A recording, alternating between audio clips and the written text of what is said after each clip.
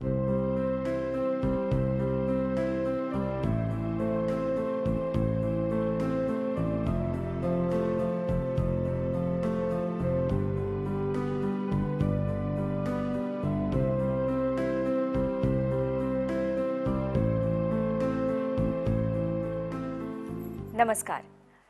भरारी उज्ज्वल यशाची या कार्यक्रमामध्ये तुम्हा सर्वांचं मनपूर्वक स्वागत. आजचं युग हे स्पर्धेचं युग आहे. ही स्पर्धा आहे ज्ञानाची आणि माहितीची, आकलन क्षमतेची, अभ्यास, सराव आणि कठोर परीक्षेची. विद्यार्थ्यांच्या क्षमतेचा परिपूर्ण कस लावणारी आणि सकस तेच निवडणारी सीईटी परीक्षा असो किंवा आयुष्याला वळण देणारी 10वी आणि 12वीची बोर्ड परीक्षा असो, या परीक्षांमध्ये यश मिळवण्याची दुर्दम्य महत्त्वाकांक्षा असणाऱ्या प्रत्येक विद्यार्थ्याला योग्य मार्गदर्शनाची गरज असतेच. सर्व्हायव्हल ऑफ द फिटेस्ट म्हणजेच सक्षम तोच टिकेल असा या स्पर्धेचा नियम आहे. आणि म्हणूनच विद्यार्थ्यांना अभ्यासाच्या दृष्टीनं, यशाच्या दृष्टीनं सक्षम बनवण्यासाठी चाटे कोचिंग क्लासेस अविरतपणे प्रयत्न करत आहेत. याच क्लासेसचे एक संचालक प्राध्यापक गोपीचंद चाटे सर म्हणजेच छोटे सर यांच्याशी आज आपण बातचीत करूया. नमस्कार सर, तुमचे इथे मनपूर्वक स्वागत. सर, आज जवळजवळ 16 वर्ष चाटे कोचिंग क्लासेस मार्फत तुम्ही विद्यार्थ्यांचं हित जपण्याचा आणि त्यांना मार्गदर्शन करण्याचा प्रयत्न करत आहात.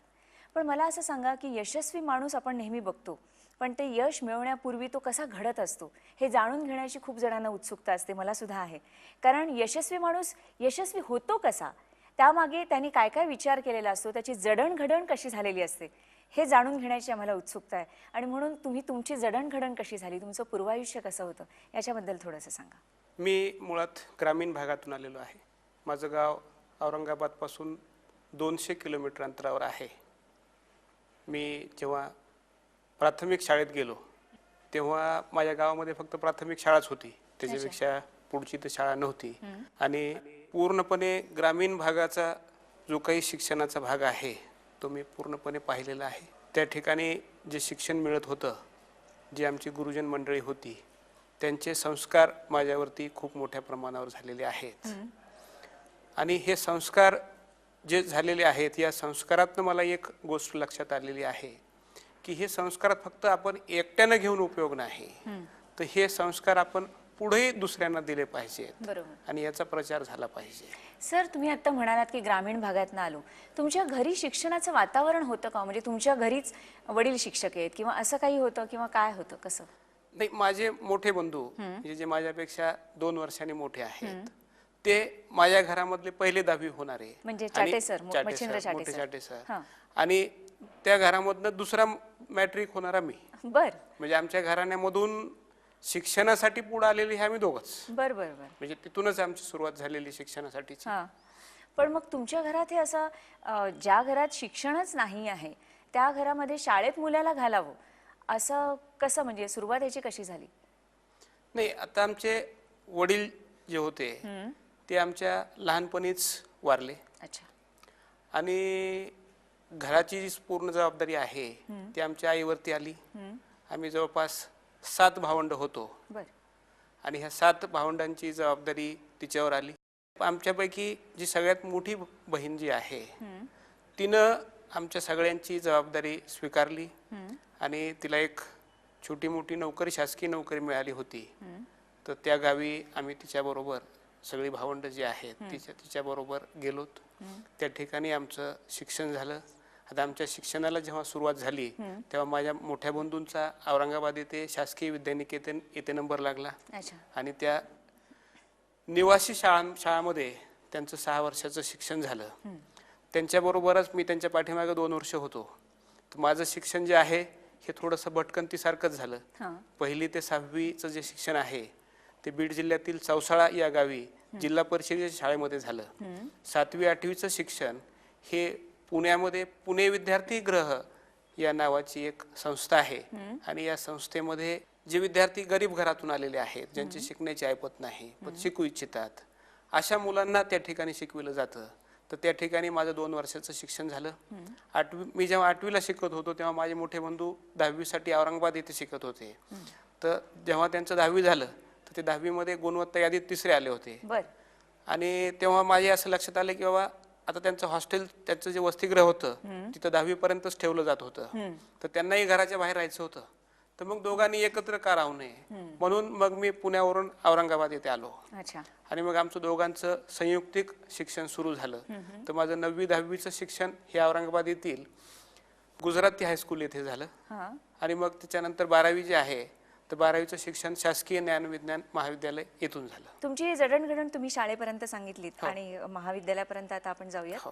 त्याच्यानंतर पुढे काय झालं? 12वी झाल्यानंतर आता आमच्या समोर एक जो महत्वाचा प्रश्न होता, म्हणजे हा सुरुवातीपासूनच भेडसावणारा प्रश्न होता की नेहमीच्या जगण्यासाठी जी काही रिक्वायरमेंट असते, जी काही गरज असते, उदरनिर्वाह उदरनिर्वाह आपण ज्याला म्हणतो, तर हे थोडंसं कठीण होतं. म्हणजे मी थोडंसं अजून पाठीमागे जाऊ इच्छितो की जेव्हा मी पुण्यामध्ये गेलो, म्हणजे पुण्याचं जे वसतिगृह होतं त्याचं नावच मुळात अनाथ विद्यार्थी वसतिगृह असं होतं. अनाथ म्हणजे ज्यांना कुणी नाहीये.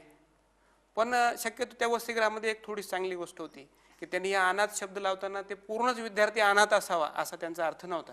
तर ज्याला आई नाही किंवा वडील नाही किंवा त्याच्यावर संस्कार करणारं घरामध्ये कोणीतरी एक जण नाही, अशा विद्यार्थ्याला ते अनाथ समजून ते प्रवेश म्हणजे थोडक्यात जबाबदार पालकत्व ज्याला मिळू शकत नाही त्याला तिथे प्रवेश मिळाला. तर त्या वसतिगृहामध्ये जे आहे की माझे 2 वर्ष गेले. आता तिथून जेव्हा आम्ही औरंगाबादला आलो तर औरंगाबादमध्ये आल्यानंतर माझे बंधू गुणवत्ता यादीत आलेले होते आणि आमच्याबद्दलची सर्व परिस्थिती जी आहे ती वर्तमानपत्रामध्ये त्यावेळेस छापून आलेली होती. आणि मग त्यावेळेस शासकीय ज्ञानविज्ञान महाविद्यालयातल्या काही प्राध्यापकांनी बंधूंना तिथं आमंत्रित केलं किंवा तू आमच्या कॉलेजमध्ये प्रवेश घे आणि आम्ही तुला महिन्याला 100 रुपयाची मदत करू. अशी काही लोकांनी, काही म्हणजे त्यावेळेस सज्जनग्रस्तांनी, कारण त्याच्यापैकी आता बरेचसे काही जण अस्तित्वातही नाही आहेत, तर त्या सगळ्यांनी प्रत्येकी 100 रुपयाची अशी मदत आम्हाला केली. आणि मग तेव्हा आम्ही औरंगाबादमध्ये राहू शकलो. मी तेव्हा अंबेजोगाईला गेलो होतो. तर माझ्या एक लक्षात आलं की या ठिकाणचे विद्यार्थी जे आहेत समर वॅकेशनसाठी कुणी पुण्याला जाते, कुणी मुंबईला जाते, पण काही विद्यार्थी जाऊ शकत नाहीत. तर मला एक असेच 5-6 विद्यार्थी मिळाले. तर आता आम्ही मित्रच, कारण तिथे काही कुणी कोणाला सर म्हणण्याचं काही कारण नाही. आता ते 9वीचे विद्यार्थी आहेत, मी त्यांना सहज विचारलं की उन्हाळ्याची 2 महिने सुट्टी आहे, तुम्ही काय करणार आहात? तर मग त्यांनी सांगितलं की आम्ही तर काहीच करणार नाहीत, गावाकडे जाणार आहोत, सुट्टीचेच दिवस आहेत. मी त्यांना सांगितलं अरे असं गावाकडे जाऊन जमत नाही, जेव्हा 10वीच्या अगोदरची सुट्टी आहे तर तुम्ही तयारी केली पाहिजे. मी तुम्हाला गणित शिकवतो, तुम्हाला काही शक्य असलं तर मला पैसे द्या, नाही दिले तरी चालतील, माझी राहण्याची जेवणाची सोय करा. आणि मग त्या विद्यार्थ्यांना जे आहे की मी गणित शिकवण्याचा उपक्रम त्या ठिकाणी केला. त्याच्यानंतर पुन्हा मी 2 वर्ष शिकवलं नाही. त्यानंतर माझं 12वी झालं. इकडे आर्किटेक्चरचं फर्स्ट इयर चालू होतं माझं. पण त्याच्यानंतर जे आहे की जेव्हा बंधूंनी क्लासेस सुरू केले होते त्या ठिकाणी 15-20 विद्यार्थी होते. आता हे विद्यार्थी कसे होते तर शासकीय ज्ञानविज्ञान महाविद्यालयाच्या वसतिगृहामध्ये तेही राहिलेले होते आणि मीही राहिलेलो होतो. आणि त्यावेळेस एक वातावरण होतं की 12वीला मुलं रिपीट करायची, म्हणजे पहिल्या वर्षात नाही जमलं की दुसऱ्या वर्षात त्यांनी परीक्षा द्यायची. तर मी 12वीला होतो आणि माझ्या बरोबरच काही पोरं रिपीट करत होते. मी 12वीतून पुढे गेलो, ते रिपीट करत होते आणि तेच विद्यार्थी शिकायला इकडे आलेले होते. तुमचे मित्रच होते, मित्रच होते. आता त्यांचं 12वी आम्ही शिकवायला सुरू केलं, पण त्यांच्या बरोबर अजून वसतिगृहाचे काही 10-11 मुलं 11वीसाठी आले. आणि माझ्या बंधूंना तेवढा वेळ मिळायचा नाही की ते 12वीचंही शिकवायचं, 11वीचंही शिकवायचं. मग त्यांनी मला सांगितलं की बाबा एक काम कर, तुम्हाला 1 तास शिकवून मदत कर, त्या 11वीच्या मुलांना तू शिकवत जा. आता याच्यामध्ये झालं कसं की माझा गणिताचा जो संबंध आहे तो 12वी पर्यंतच, त्याच्यानंतर माझा गणिताचा काहीही संबंध नाही. पण मला तुम्ही सांगाल की 12वी पर्यंतचं गणित आहे तर याला तुला व्यवस्थित शिकवायचं आहे तर मी ती गोष्ट एकदम पारंगतपणे करू शकतो. आणि मी त्या मुलांना 11वीच्या मुलांना शिकवू लागलो. आणि एकदा मी पूर्ण शिकवल्यानंतर परीक्षेचा पॅटर्न मुलांना सांगितला. हा पॅटर्न जेव्हा मुलांना सांगितला, मुलांनी शांतपणे ऐकून घेतला. आणि तेव्हा माझ्याकडे एक वडगावकर नावाचा मुलगा होता, अत्यंत हुशार मुलगा, ग्रामीण भागातूनच आलेला होता, पण त्याच्याकडं पुढची सगळी माहिती असायची. त्या मुलानं सगळा तो पॅटर्न ऐकला, मी सांगितलं सगळ्या गोष्टी करून घेतल्या. आणि एक शेवटचा धडा होता CS. आता मी तो धडा वाचलेला नव्हता कारण माझ्या वेळेस 10वीला तो नव्हता आणि मला थोडं शिकवायला जरा अवघड वाटायला लागला. मी मुलांना सांगितलं हा धडा दुसरे सर येऊन शिकवतील. ते मुलं म्हणून नाही सर तुम्ही शिकवा. म्हटलं अरे मला तो येत नाही. म्हटलं सर तुम्ही प्रयत्न करा सांगतो. आणि मग मी ते प्रयत्न केला, धडा संपला, सिलेबस संपला आणि त्या ठिकाणी तो मुलगा नंतर उभा राहिला आणि मग त्याने सांगितलं की सर तुमचं शिकवणं आम्हाला खूप आवडलेलं आहे, याचा आम्हाला नक्कीच फायदा होईल. फक्त मी तुम्हाला एक गोष्ट सांगू इच्छितो, तुम्ही जो आम्हाला परीक्षेचा पॅटर्न सांगितला तो सर आमच्या वेळेस नाही, तो 10 वर्षापूर्वीचा आहे. अरे बापरे. म्हणजे ज्यावेळेस मी 10वीला होतो आणि त्याच्यानंतर तो पॅटर्न बदलून गेला होता. आणि माझ्या तेव्हाच लक्षात आलं की आपला हा आत्मविश्वास नाही, अति आत्मविश्वास आहे. तुमच्या बोलण्यातनं हे निश्चितपणे जाणवतं एकतर की बरीच माणसं स्वतःचा जडणघडण सांगत असताना स्वतःतले ड्रॉबॅक्स किंवा माझ्या झालेल्या चुका ह्या टाळून सांगत असतात. पण आपल्याला हेच जर हवं आहे की माणूस जेव्हा मोठा होतो तो चुकांमधनंच शिकत असतो आणि जो चुकांमधनं शिकतो, चुका सुधारतो, तोच मोठा होतो. हे तुमच्या बोलण्यातनं निश्चितपणे सिद्ध होतं आणि प्रेक्षकांनाही आपल्या कळतंय की ओव्हर कॉन्फिडन्स माझ्यात होता असं प्रामाणिकपणे कबूल करून आणि ते मुळात जाणून घेऊन तो तसा ठेवायचा नाही हे कायमस्वरूपी लक्षात ठेवून आजही तुम्ही त्याचं तंतोतंत पालन करता आहात आणि म्हणूनच सर तुम्ही एवढं यश मिळवलं एवढं निश्चितच.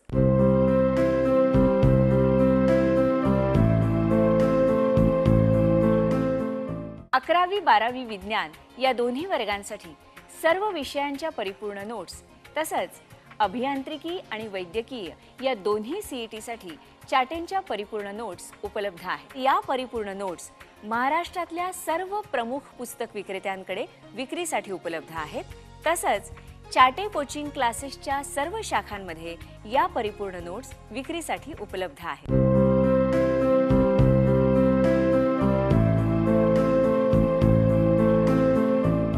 मला अजून काही थोडं सांगावं असं वाटतं की मी जेव्हा विद्यार्थ्यांना शिकवत होतो तर हे जेव्हा शिकवायला सुरुवात केली तर मी तुम्हाला सांगितलं की मी अति आत्मविश्वासानं चालत होतो आणि याचे परिणाम मला लक्षात आले आणि मी तिथून सुधारणा केली किंवा हे अति आत्मविश्वास ठेवून आपल्याला बिलकुल चालणार नाही. माणसानं आत्मविश्वास बाळगला पाहिजे पण त्याच्या अगोदर त्याची पूर्ण तयारी पाहिजे आणि मी तयारी सुरू केली. आता तयारी सुरू करताना जे आहे की गणिताचा मी फक्त गणितच विषय शिकवायचो पण मी विद्यार्थ्यांमध्ये इतका प्रिय झालो की विद्यार्थ्यांची डिमांड येऊ लागली की सर तुम्ही विज्ञान शिकवा, सर तुम्ही मराठी शिकवा, सर तुम्ही संस्कृत शिकवा. पण मी या विषयांकडे कधी वळलो नाही. म्हणजे फक्त विद्यार्थ्यांची इच्छा आहे तर विज्ञानचा एक धडा शिकवला, त्यांना काही मराठीचं शिकवलं. आता मी तुम्हाला सांगतो की मी मराठीमध्ये विद्यार्थ्यांना जवळपास 90 मार्काच्या लेवलपर्यंत घेऊन गेलेलो आहे. आणि सुरुवातीला एकतर क्लासेसमध्ये मी विद्यार्थी असतानाच आलेलो होतो त्याच्यामुळे आपण विद्यार्थी म्हणण्यात त्याच्यात काहीच कमीपणा नाही. एका बाजूला मी विद्यार्थी होतो, समोर माझ्यासमोर दुसरे विद्यार्थी होते. तर या प्रत्येकावरती मी प्रयोग करीत असे की या विद्यार्थ्यावरती प्रयोग करून जर आपण काही साध्य करू शकतो का. म्हणजे याच्यातलं मी एक उदाहरण देऊ इच्छितो. मला तुम्हाला विचारायचं होतं ते क्लासच्या संदर्भाने विचारायचं होतं की एकूण तुम्ही विद्यार्थ्यांच्या हिताच्या दृष्टीने असे काय काय प्रयोग केले. तुम्ही केलेला आत्ताचा प्रयोग सांगा आणि मग त्याच्या मी पहिला प्रयोग जो आहे माझ्याकडे एक विद्यार्थिनी होती तिचं नाव भाग्यश्री. आता ही मुलगी जी आहे की ही सुरुवातीला आबोल असायची म्हणजे वर्गामध्ये जास्त कोणाशी बोलायची नाही पण नंतर हळूहळू ती खुलली, बोलायला लागली. आता आमचा 30च मुलांचा क्लास असायचा, वर्ग असायचा. त्या मुलीमध्ये एक कॉन्फिडन्स होता आणि ती मुलगी मला सांगायची सर तुम्ही मला कितीही अभ्यास करायला सांगा पण फक्त सांगू नका, करून घ्या. तुम्ही जर अभ्यास करून घेतला तर मी निश्चितपणे मला जे यश पाहिजे किंवा तुम्हाला जे विद्यार्थ्यांकडून यश अपेक्षित आहे ते मी तुम्हाला निश्चित देऊ शकेन. आता त्या विद्यार्थिनीला त्यावेळेस एक सरासरी 80 ते 82% गुण असायचे. पण ही जी आम्ही क्लासेसची जी कार्यप्रणाली आहे ही जी आम्ही बनवलेली आहे तर याचं फाउंडेशन त्या ठिकाणी जातं. म्हणजे आता या मुलीला आपण मदत करायची, तिच्याकडून अभ्यास करून घ्यायचा तर कसा करून घ्यायचा. तर मग मी काय करायचो की प्रत्येक धडा शिकवून झाला की त्याच्यावर एक घटक चाचणी काढा. आता ही घटक चाचणी सगळ्याच मुलांसाठी काढलेली असायची पण त्या मुलीसाठी अजून एक जास्त काढा कारण ती अभ्यासाला यायची. बरं तिच्या घराची आणि आमच्या क्लासची भिंत एकच बर त्याच्यामुळे तिला जाण्या येण्याचा त्रास नव्हता. हम्म. आणि हा प्रयोग जेव्हा मी केला, आता या प्रयोगामध्ये मला वेळ द्यावा लागायचा. आता हे जरी दिसत असलं तरी याच्यामध्ये माझा स्वार्थ होता. तो स्वार्थ असा की हे सगळे प्रश्नपत्रिका काढणं, जास्तीचे प्रश्न काढणं, याच्यामध्ये माझी तयारी होत होती विषयाची. हा आणि मी त्या विषयामध्ये सक्षम होत चाललेलो होतो. म्हणजे थोडक्यात शिकवता शिकवताच माणूस जास्ती शिकतो, हे निश्चितच तुमच्या एकंदरीत अनुभवावरून सिद्ध होतं. आणि मग त्याच्यातून माझ्या लक्षात आलं की जेव्हा आपण विद्यार्थ्यांच्या जास्तीत जास्त परीक्षा घेतो तेव्हा विद्यार्थ्यांचे गुण वाढायला लागतात. जेव्हा त्या मुलीची 10वीची परीक्षा झाली तर त्या मुलीला 90% गुण मिळाले. अरे वा, आणि ती विद्यार्थिनी गुणवत्ता यादीत आली. अरे वा. आता नुसतीच गुणवत्ता यादीत आली नाही, ती मुलगी 11वी 12वीलाही क्लासला होती. 12वीलाही तिला चांगले गुण मिळाले. तिला शासकीय कोट्यातनं मेडिकलला ऍडमिशन मिळालं. ती डॉक्टर झाली. म्हणजे असा आणि तिच्या घरामध्ये असं वातावरण होतं की तिच्या आईनं मला येऊन स्वतः सांगितलं होतं की सर, ही मुलगी जरी आमच्या घरात जन्मलेली असली तरी ही आम्ही तुम्हाला दत्तक दिलेली आहे. या मुलीचं काय करायचं हे तुम्हीच ठरवा. म्हणजे त्या मुलीचा मुंबईमध्ये मेडिकलला नंबर लागला तर ती मुलगी मुंबईला जायला तयार नव्हती. तिला समजून सांगायला मला तिच्या वडिलांनी सांगितलं की सर, तुम्ही तिला सांगा की जा मुंबईला शिकण्यासाठी. तर मी त्या मुलीला सांगितलं किंवा तू मुंबईला जा, 5 वर्षाचा 6 वर्षाचा कोर्स आहे, काही हरकत नाही. तुला जेव्हा वाटेल की आपल्याला मुंबई नको तर मी प्रयत्न करून तुला पाहिजे त्या कॉलेजमध्ये ट्रान्सफर करून मिळवून देईन. ती मुलगी त्या ठिकाणी गेली, डॉक्टर झाली. अच्छा. म्हणजे हा माझा जो आहे हा पहिला प्रयोग. म्हणजे सर, बऱ्याच वेळेला शिक्षक इतका प्रिय होतो विद्यार्थ्यांना की आपल्या आई वडिलांपेक्षा सुद्धा तो जास्ती जवळचा वाटायला लागतो. त्यांनी सांगितलेलं लवकर पटायला लागतं, आवडायला लागतं आणि तेच आपण करूया असा विश्वास निर्माण होतो. हे मी तुम्हाला सांगितलेलं एक उदाहरण आहे, पण असे माझ्या बरोबर शेकडो उदाहरण आहेत. अच्छा. म्हणजे त्या पालकांचा माझ्यावरती इतका विश्वास बसलेला होता आणि मी त्यावेळेस पूर्णपणे हे विसरत चाललेलो होतो की आपण वास्तुविशारद होत चाललेलो आहोत. बरेच माझे मित्र मला आठवण करून द्यायचे की अरे गोपीचंद, तू क्लासेस नाही, तू वास्तुविशारद होतोय. आता तुझं 3रं वर्ष झालं, तू 4थ्या वर्षात आलास, तुझं फायनल इयर व्हायचं. बरं, माझा तिकडेही कंटिन्युअस फर्स्ट क्लास चालू होता. म्हणजे असं नाही की तिकडं दुर्लक्ष केलेलं आहे, असं बिलकुल नाही. म्हणजे तोही एक चालू होता. पण याच्यामध्ये इतका आनंद मिळत होता की मला तिकडं वळावंसं वाटलं. हो, मी तुम्हाला सर हे विचारणारच होते की तुम्ही आर्किटेक्ट झालात आणि त्याच्यानंतर म्हणजे किंवा आर्किटेक्ट झाला असून सुद्धा या चाटे कोचिंग क्लासेसमध्ये आपण संपूर्ण वेळ द्यावा असा जेव्हा तुम्ही निर्णय घेतला असेल त्यावेळेला मग तुमचं आर्किटेक्टचं जे शिक्षण आहे ते वाया गेलं असं नाही का वाटलं तुम्हाला? आता वास्तुविशारद याचा जर आपण अर्थ घेतला तर वास्तूची निर्मिती करण्याच्या अगोदर त्याचं कागदावरती नियोजन करणं आणि मग ते प्रत्यक्ष वस्तुस्थितीत आणणं याला आपण वास्तुविशारद म्हणतो. बरोबर. पण या ठिकाणी निर्जीव बिल्डिंग म्हणतात. आणि मला याचा आनंद वाटतो की त्याच सूत्राचा आधार घेऊन आपण या ठिकाणी जिवंत इमारती बनवू शकतो, माणसं घडवतो. आणि ही माणसं बोलतात, आपल्याला चालता बोलताना दिसतात. आपण सांगितलेल्या वाटेवरती चालताना त्यांचा विकास आपल्याला पाहायला मिळतो आणि त्याचा आनंद हा बाकीच्या गोष्टींपेक्षा खूप मोठा असतो. बरोबर. मी जी माझी पहिली बॅच समजतो की ज्याच्यामध्ये 30 मुलं होती, त्या 30 मुलांपैकी जवळपास 25-26 मुलं ही अमेरिकेमध्ये विविध चांगल्या पदावर सेटल आहेत. अरे वा. म्हणजे नुसतेच तिथे गेलेत असे नाही, हो, निश्चित. तर व्यवस्थित सेटल झालेले आहेत. आणि या मुलांशी माझा अजून संपर्क आहे. तो माझ्या बाजूने नाही, तो त्या मुलांच्या बाजूने संपर्क आहे. म्हणजे मी जर एका शब्दात व्याख्या सांगितली, यश म्हणजे काय तर शिस्त. यश हे शिस्तीशिवाय मिळू शकत नाही. बरोबर. तुम्हाला आनंद हा शिस्तीशिवाय मिळू शकत नाही आणि तो टिकूही शकत नाही. बरोबर. आणि सर्वात महत्त्वाचं म्हणजे सर, जेव्हा एखादा माणूस दुसऱ्याला सांगतो त्याहीपेक्षा तो स्वतःही तर तसाच असेल ना तर समोरच्यावर त्याचा परिणाम जास्ती होतो, प्रभाव पडतो. म्हणजे तुमच्या विद्यार्थ्यांना तुमच्याबद्दल इतकं सगळं वाटतंय कारण असं की त्यांनी जो माणूस प्रत्यक्ष बघितला आहे तो नुसतं बोलणारा नाही तर प्रत्यक्ष कृती करणारा आहे हे त्यांनी बघितलेलं असल्यामुळे ते तुम्हाला निश्चितपणे मानत असणार. म्हणजे मी तुम्हाला सांगतो की माझ्या हातून जेवढे विद्यार्थी गेले त्यातला एकही विद्यार्थी असा नाही की त्याला मी मारलं नाही. आणि फक्त विद्यार्थीच नाही, एक मुलगी सुद्धा अशी नाही की जिला मी मारलं नाही. अरे बापरे. पण या मारण्याच्या माग जो उद्देश असायचा, तो उद्देश मी अगोदर सगळ्या विद्यार्थ्यांना समजावून सांगितलेला असायचा. म्हणजे मी जेव्हाही नवीन बॅच सुरू व्हायची तर पहिल्या तासाला गेल्यानंतर मी सगळ्या विद्यार्थ्यांना सांगायचो की मी मारतो. पण मी मारल्यानंतर ज्या विद्यार्थ्याला वाईट वाटेल त्या विद्यार्थ्यांना माझ्याकडून शिकायचं नाही. मी कधीच कोणाला वाईट वाटण्यासाठी, अपमानित होण्यासाठी मारत नाही. त्यांना मारण्याच्या पाठीमागचा माझा उद्देश म्हणजे त्यांच्या शरीराला इजा पोहोचवा, त्यांना शारीरिक त्रास द्या, डोळ्यातून पाणी आणा, बाकीच्या विद्यार्थ्यांसमोर अपमानित करा, हा उद्देश नसतो.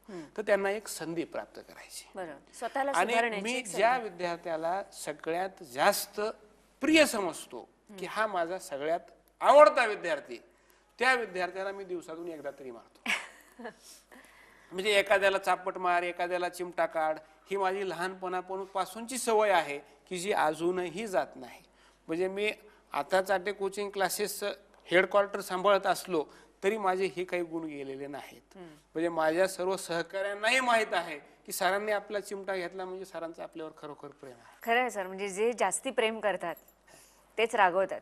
म्हणजे माझ्या सहकाऱ्यांना सुद्धा असं लक्षात येतं की आज आपल्याला सरांनी चिमटा काढला किंवा आपल्या पाठीत एखादी चापट मारली तर सरांचं आपल्यावर लक्ष आहे. अच्छा. तेव्हापासून जे आहे म्हणजे तेव्हा ही जी गोष्ट आहे म्हणजे तेव्हा 16 वर्षापूर्वी सुरू झालेली गोष्ट, त्याची एक सवय. बरोबर. म्हणजे याच्यात म्हणजे सुरुवातीच्या काळात तर हा प्रकार असा होता की पालक मला घरी येऊन फोन करून सांगायचे की सर याला मारा. तेव्हा मला त्यांना सांगावं लागायचं की मी कधी मुलांना मारत नाही.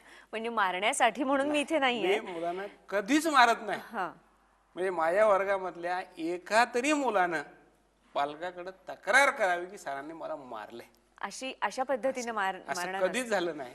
म्हणजे ह्या माझ्या मारण्याबद्दलच्या ज्या कथा आहेत अशा शेकडो कथा आहेत. म्हणजे इतके माझे संबंध त्या ठिकाणी वाढलेले असतात.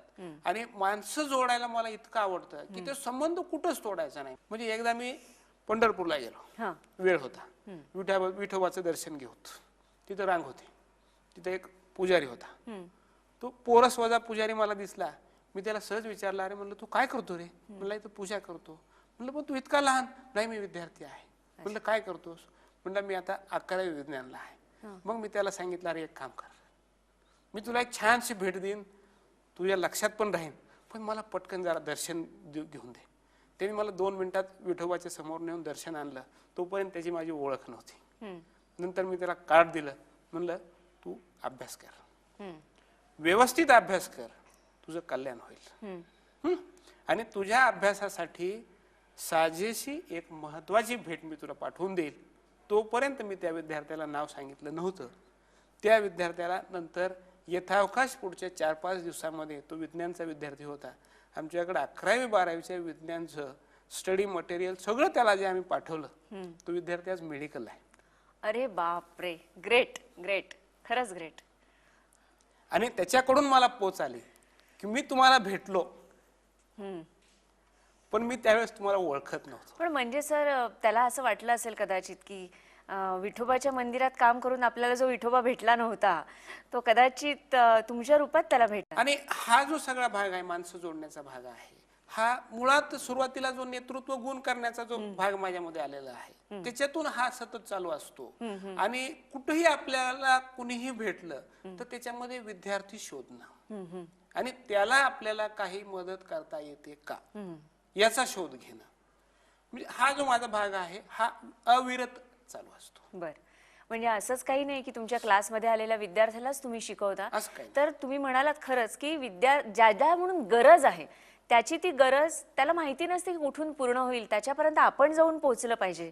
ही तुमची जी भावना आहे ती खूप महत्वाची आहे. आणि म्हणूनच तुम्ही म्हणालात त्याप्रमाणे की तो पंढरपूरचा एक विठोबाच्या देवळात काम करणारा छोटासा मुलगा, ज्याला पुजाराचं काम मी बी परंपरेमुळे करावं लागत असेल, वडिलांनी सांगितलं म्हणून करावं लागत असेल, परिस्थितीमुळे करावं लागत असेल, पण तो आज मेडिकलला आहे. तो तुमच्या ह्या सगळ्या मार्गदर्शनामुळे, सांगितल्यामुळे आणि नुसतं सांगणं नाही तर त्यातली जी आपुलकी आहे ना, मनापासून सांगणं जे आहे ते त्याला निश्चितपणे भावलं असणार. कारण असे उपदेशाचे डोस पाजणारे जगात खूप जण भेटतात, असं करू नये रे असं म्हणून मोकळे होतात, पण त्यातली जी आत्मीयता आहे ना ती सर नक्कीच जाणवली असणार त्याला, म्हणून त्याच्यात बदल झाला. म्हणून पालकांचाही जास्ती विश्वास, की बरेच जण असं म्हणतातच चाटे कोचिंग क्लासेसबद्दल, की एकदा चाटे कोचिंग क्लासमध्ये आम्ही आमच्या मुलाला घातलं की आम्हाला त्याच्याकडे काही बघावं लागत नाही, फक्त एवढंच बघावं लागतं की तो क्लासला वेळेवर जातो का, बस. याच्या पलीकडे आम्हाला काहीही बघावं लागत नाही, कारण सगळं जे काही करायचं असतं त्या विद्यार्थ्याच्या बाबतीतलं ते सगळं काम चाटे कोचिंग क्लासेसमध्ये केलं जातं. तुम्ही आता तेच सांगताय. हे जे आहे की करवून घेताना काही आवश्यक गोष्टी आहेत हां, की त्या विद्यार्थ्यांना प्रेम द्यावं लागतं. म्हणजे नुसतंच, कारण एक तर काय की अभ्यास करणं ही एक सुरुवातीला खूपच नकोशी अवघड वाटणारी वाटणारी, नकोशी वाटणारी, न आवडणारी गोष्ट. हो बरोबर. त्याच्यामध्ये बंधनं मुलांना असतात. जिव्हाळा निर्माण करायचा, कधी रागावून कधी गोड बोलून त्यांना प्रोत्साहित करत जायचं. या परीक्षांमध्ये त्यांना जेव्हा चांगले मार्क्स मिळतात त्यांचं नाव बोर्डावरती लिहायचं. ज्या मुलांना कमी मार्क्स मिळतात त्या मुलांना सांत्वनपर सांगायचं, पण त्याला शोक करायला लावायचा नाही.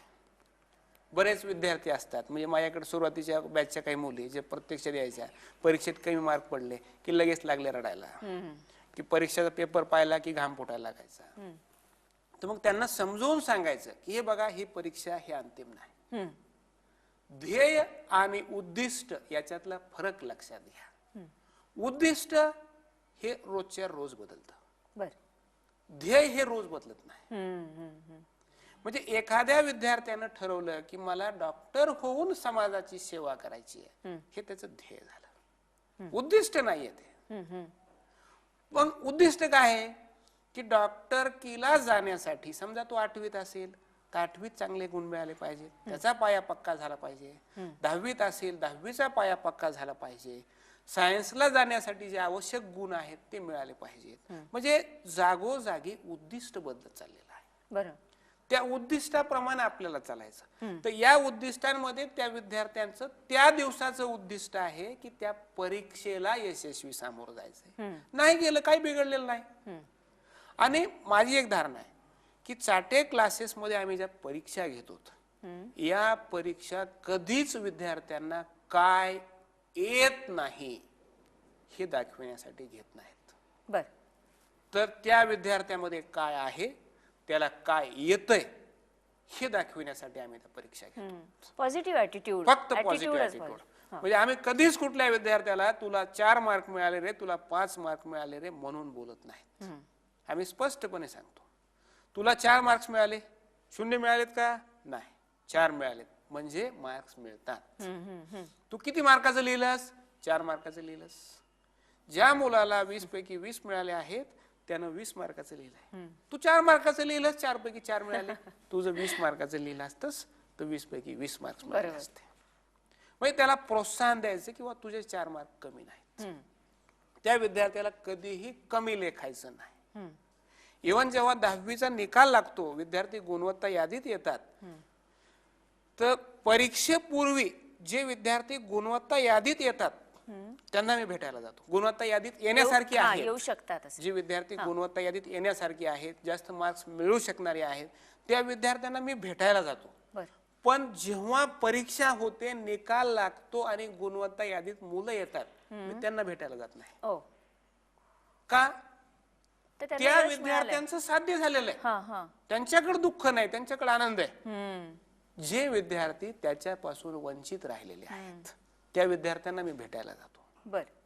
आणि तिथं भेटायला गेल्यानंतर मी कधीच त्यांचं सांत्वन करीत नाही, कधीच नाही. मी त्यांना प्रोत्साहन देतो की समोर जे गेलेत ते अडचणीत आलेत, त्यांना टिकवायचंय.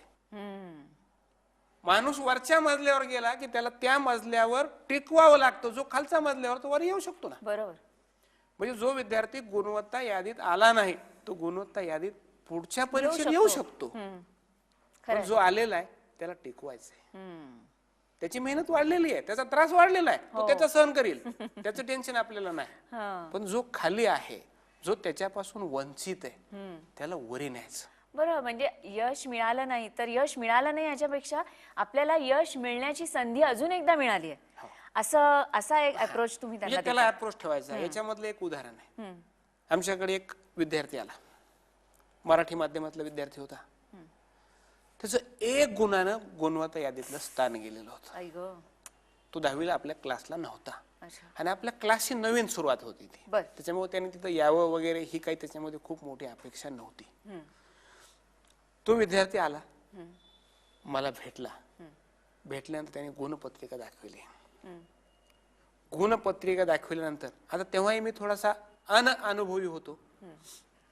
मी आपलं त्याला बोलून गेलो, अरे रे रे, तू क्लासला असतास तर गुणवत्ता यादीत आला असतास. त्या विद्यार्थ्यानं ते नाही ऐकलं. तो म्हणाला, सर ती चूक होती, काय होती, मला त्याच्यातलं काही देणं घेणं नाही. हे गुण मी मिळवलेले आहेत, माझा गुणवत्ता यादीतला क्रमांक गेलेला आहे, याचं मला दुःख नाही. तो नकोय, मला तुमच्या क्लासला यायचंय, जे माझ्याकडून हुकलंय ते मला मिळवायचंय वा. आणि त्याच्यासाठी तुमची मदत पाहिजे. जे मेहनत करायची मी करायला तयार आहे. तुम्हाला आश्चर्य वाटेल, तो विद्यार्थी 12वीच्या गुणवत्ता यादीमध्ये राज्यात दुसरा आला. काय नाव त्याचं? संदीप वाकचौरे. अच्छा. हा विद्यार्थी राज्यामध्ये दुसरा आला. हा विद्यार्थी तो अमेरिकेमध्ये सेटल्ड आहे. मला तुमच्या सगळ्या बोलण्यातनं, तुमच्या क्लासमधल्या सगळ्या विद्यार्थ्यांच्या बोलण्यातनं सतत हे जाणवतंय की क्लासमधला हा विद्यार्थी फक्त अभ्यासातच गुणवत्ता दाखवत नाही, तो पूर्ण आयुष्यात यशस्वी होण्यासाठी तो कसा उभा राहील याच्यासाठी चाटे कोचिंग क्लासेस निश्चितपणे प्रयत्न करताना दिसत आहेत. आता तुमच्या या क्लासचं जे एकंदरीत यश आहे, म्हणजे विद्यार्थीच नाही तर त्यांची आयुष्य घडवण्यातलं यश, त्या यशाचं गमक म्हणून तुम्ही काय सांगाल? 2 ओळीमध्ये मी सांगू शकेन. मत कहो सर पे बोझ ज्यादा है, हाँ. मत कहो सर पे बोझ ज्यादा है, ये बताओ क्या इरादा है. अच्छा. हाँ. हौसला है तो साथ आओ तुम, शिखर देंगे ये हमारा वादा है. आहा. ज्यांना ज्यांना म्हणून यश मिळवण्याची इच्छा आहे, आयुष्यात यशस्वी होण्याची इच्छा आहे, त्यांना योग्य मार्गदर्शन देण्यासाठी, त्यांना साथ देण्यासाठी सर चाटे कोचिंग क्लासेसच्या रूपात तुमच्या सतत बरोबर आहेत असा विश्वास आज प्राध्यापक गोपीचंद चाटे सरांनी, म्हणजेच चाटे कोचिंग क्लासेसच्या छोटे सरांनी दिलेला आहे. आणि एवढा विश्वास ज्या सरांनी आपल्याला दिलेला आहे त्याचा नक्कीच फायदा ज्यांना ज्यांना म्हणून यश मिळवायची इच्छा आहे त्यांनी केला पाहिजे, घेतला पाहिजे आणि आयुष्यात यशस्वी झालं पाहिजे. धन्यवाद.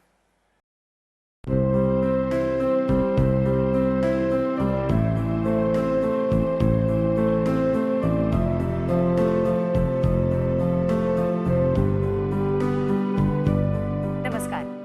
भरारी उज्ज्वल यशाची या कार्यक्रमात तुम्हा सर्वांचं मनपूर्वक स्वागत. आज या कार्यक्रमामध्ये चाटे कोचिंग क्लासेसच्या समुपदेशिका म्हणजेच काउन्सिलर नीना काकडे यांच्याशी आपण बातचीत करणार आहोत. नमस्कार नीनाताई. नमस्कार. तुम्ही औरंगाबाद विभागातल्या शाखेत काम करता. बरोबर. आणि काउन्सिलर म्हणून काम करता. पण मुळात काउन्सिलर म्हणजे तुम्ही तिथे नक्की काय काम करता ते जरा सांगाल? काउन्सिलर या शब्दाचा अर्थ की आम्ही विद्यार्थ्यांना क्लासेसची कार्यपद्धती याची थोडक्यात ओळख ज्या वेळेला ते आमच्यापर्यंत येतात त्यावेळेला करून देतो. कारण विद्यार्थी आणि पेरेंट्स ज्याला आमच्यापर्यंत येऊन पोहोचतात त्यावेळेला त्यांच्यावर एक इम्पॅक्ट असतो. जाहिरात त्यांनी वाचलेली असते, पेपरमधूनही आमच्या कार्यपद्धतीची ओळख त्यांना झालेली असते, त्यामुळे कोणीतरी सांगितलेलं असतं. तर त्या उत्सुकतेपोटी ज्याला ते येतात त्यावेळेला पहिल्यांदा अगदी पहिल्या प्रवेशामध्ये आमची वर्षभराची कार्यपद्धती त्यांना समजावून सांगणं आणि दुसरं की विद्यार्थ्यांच्या बाबतीमध्ये आम्ही काय करतो आणि पालकांनी काय केलं पाहिजे ही कार्यपद्धती थोडक्यात आम्ही त्यांना समजावून सांगतो. म्हणजे काउन्सिलिंगच्या टेबलवर पहिल्यांदा या गोष्टी स्पष्ट होतात. म्हणजे थोडक्यात जेव्हा पहिल्यांदा विद्यार्थी चाटे कोचिंग क्लासेसमध्ये येतो तर त्यावेळेला तो पहिल्यांदा संपर्कात येतो, तो तुमच्या पहिल्यांदा काउन्सिलरच्या संपर्कात येतो. कारण तोपर्यंत त्याच्या मनात फक्त उत्सुकता असते. ज्या वेळेला तो आत प्रवेश करतो त्याला इथे काहीतरी वेगळं आहे. कारण आमच्या ऍडव्हर्टाईज मधून, आमच्या जाहिरातींमधून ही मेरिटची मुलं चमकलेली असतात, त्यांचे फोटो किंवा त्यांनी मिळवलेलं यश हे सगळं त्यांच्या डोळ्यासमोर असतं आणि आपणही त्याच वाटेने चाललेलो आहोत, आपल्याला तिथेच जायचं आहे या एका उद्देशाने ते आमच्या समोर आलेले असतात बरोबर. आणि त्यामुळे त्यांच्या मनात एक उत्सुकता असते की नेमके हे लोक करतात काय, हे असं कुठलं मशीन आहे की आपण आतमध्ये प्रवेश केल्यानंतर ते आपल्याला बदलून merit- टाकणार हा, आहे, बदलून आमूलाग्र टाकतायत बदल होणार आहे किंवा आपल्यात. आपल्या टार्गेट पर्यंत नेऊन पोहोचवतात, असं नेमकं इथे काय करतात ही उत्सुकता त्यांना असते. बर. मग पहिल्यांदा आम्ही तिथूनच सुरुवात करतो की विद्यार्थी आल्यानंतर आमच्या जाहिरातीमध्ये आम्ही पहिलं लिहिलेलं असतं की कठोर परिश्रम करण्याची तयारी असलेल्या विद्यार्थ्यांनीच आमच्याशी संपर्क साधावा. म्हणजे आम्ही पहिल्यांदा त्यांना डायव्हर्ट करतो ते इथेच की तुम्हाला इथे ज्यावेळेला प्रवेश घ्यायचा आहे त्यावेळेला तुम्हाला कठोर परिश्रमाशिवाय पर्याय नाही. मग कठोर परिश्रम म्हणजे काय या पद्धती इथपासून आम्हाला त्यांना समजून सांगावं लागतं की नेमकं परिश्रम म्हणजे करायचं म्हणजे नेमकं काय करायचं. मग अशा वेळेला आम्हाला अनुभव येतात. आमच्यापर्यंत साधारणतः एक 3 प्रकारचे, मी आता जी कॅटेगरी ठरवली याच्यात 3 प्रकारचे पेरेंट्स आमच्यापर्यंत येतात. पहिल्या कॅटेगरीमध्ये एक साधारणतः ॲव्हरेज स्टुडंट्स आहे, 50-60% एखादा विद्यार्थी आहे, पण पेरेंट्सना वाटतंय की आपल्या पाल्यांनी काहीतरी करावं. मग त्याला निदान इथे घातलं तर 2-3 तास तो अभ्यास तरी करेल किंवा तो काहीतरी निदान टफ वचक राहील वाचेल त्याच्यावर तरी, कोणाचं हां, तरी. आणि लक्ष राहील. एक हे पद्धत. सेकंड, दुसरा जे येतात ते येतात त्यांचं म्हणणं असतं की हा आता 70% आहे, पण निदान 80-85% मिळाले तर त्याला चांगल्या कॉलेजमध्ये ऍडमिशन मिळू शकते किंवा तो सायन्सला जाऊ शकतो किंवा डॉक्टर इंजिनियर काहीतरी होऊ शकतो, चांगल्या मोठ्या हुद्द्यावर जाऊ शकतो, असा दुसरा ॲटिट्यूड असतो. आणि तिसरे म्हणजे विद्यार्थ्यांच्याकडे खरंच कॅलिबर आहे पण त्यांना योग्य दिशा मिळत नाही आहे. 80-85 तर ते मिळवतातच, पण त्यांना त्यांचं निश्चित टार्गेट आहे की ते गुणवत्ता यादीमध्ये येऊ शकतात. मग असे हे तिसरे पेरेंट्स. बर. मग त्यांना माहिती असं की तुम्ही जे काय करून घ्याल ते करा, फक्त हा याच्या टार्गेट पर्यंत पोहोचला पाहिजे, याच्यापेक्षा त्याचे मार्क्स कमी होता कामा नये. अच्छा. मग या पद्धतीचे ते आमच्यापर्यंत येतात. बर. मग इथून आमची खरं वर्किंग म्हणजे जे सुरू होतं, आम्ही बायफार्केट करतो, त्यांचे रिझल्ट्स कसे मेंटेन करतो, ही आमची सगळी सिस्टम इथपासून सुरू होते. बरोबर.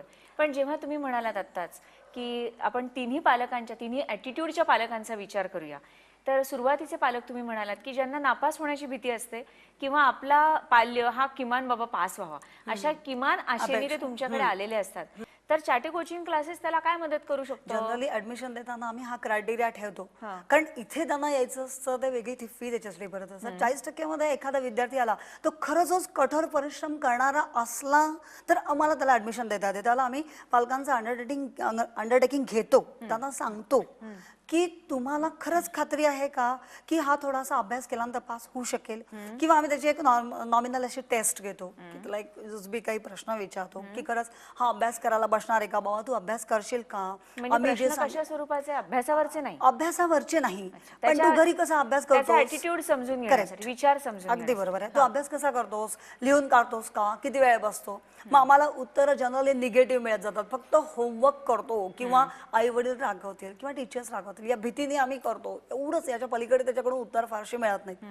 मग त्याच्यानंतर हळूहळू जसं आम्ही पालकांची पहिल्यांदा समजूत करतो की ठीक आहे, आम्ही आमच्या परीने खूप प्रयत्न करणार आहोत, कारण इथे हार्ड एफर्ट्सला दुसरा पर्याय नाही, त्याला खूप कठोर परिश्रम करायचेच आहेत. मग त्याला आम्ही तिथे तसं करून घेतो. मग ज्या आमच्या आठवडी परीक्षा असतात, प्रत्येक रविवारी आमच्या परीक्षा असतात, या परीक्षांचे निकाल ज्याला आम्ही त्या विद्यार्थ्यांच्या हातात देतो त्यावेळेला त्यांच्या पेपर्सवर आम्ही सूचना दिलेल्या असतात की अतिशय वाईट असा परफॉर्मन्स आहे किंवा सुधारण्यासाठी कुठे चान्सेस आहे, नेमका कुठला भाग याचा वीक आहे.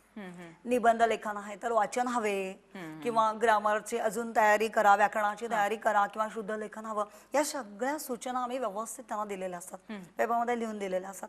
जर तशाच पद्धतीने परफॉर्मन्स राहिला तर आम्ही पेरेंट्सना बोलवतो आणि त्यांना सांगतो, आठवण करून देतो की याला ऍडमिशन देताना या सगळ्या गोष्टी आम्ही तुमच्या कानावर घातलेल्या होत्या की याचा सगळ्या गोष्टीमध्ये सगळीकडे दुर्लक्ष आहे, पण आता याला पुढे आणण्यासाठी तुमचा रोल काय आहे तो आम्ही पेरेंट्सना सांगतो. पेरेंट्सचा रोल काय आहे आम्ही त्यांना सांगतो की आता निदान त्यांनी 2 तास घरी बसलंच पाहिजे, आम्ही जो होमवर्क दिला तो त्याने लिहिलाच पाहिजे, आम्ही जेवढा भाग पाठांतरासाठी दिलेला आहे तेवढं त्यांनी केलंच पाहिजे, दुसऱ्या दिवशी दाखवलंच पाहिजे.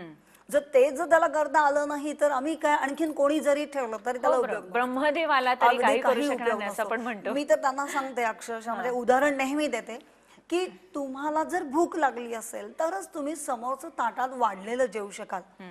तुम्हाला ते ताट वाढायची जबाबदारी आमची, तुम्हाला घास भरवायची जबाबदारी आमची, पण पचन हे सर्वस्वी तुमच्या मुलावर अवलंबून आहे. बरोबर. जर त्यांनी व्यवस्थित ते पचन केलं तरच त्याला त्याचा उपयोग होणार आहे. मग त्याला निदान आम्ही 50 प्रश्न दिले की या 50 प्रश्नापैकी हे निदान 25 प्रश्न तर तुला कुठल्याही परिस्थितीमध्ये आलेच पाहिजे. जर 25 त्याला आले आणि एखाद्या परीक्षेमध्ये त्याला जर चांगले मार्क मिळाले आणि आम्ही नो डाऊट की आम्हाला कुठेतरी चांगला स्पार्क दिसला की आम्ही आमच्यापर्यंत त्याचं कौतुक करतोच.